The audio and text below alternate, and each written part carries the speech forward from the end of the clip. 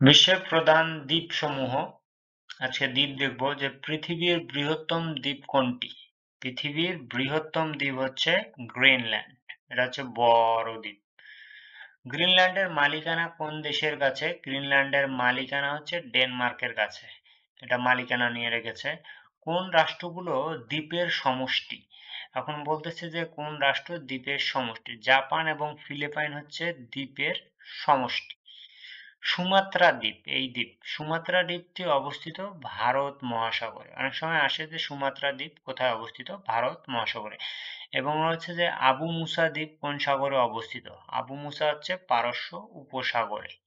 পারস্য উপসাগরে আবু মুসা। আর মাইক্রোনেশিয়ার অবস্থান কোথায়? মাইক্রোনেশিয়া হচ্ছে পশ্চিম প্রশান্ত মহাসাগরীয় অঞ্চলে। এটা হচ্ছে ইম্পর্টেন্ট রয়েছে। এবং পৃথিবীর বৃহত্তম দ্বীপ গ্রিনল্যান্ড, এটা বেশি ইম্পর্টেন্ট।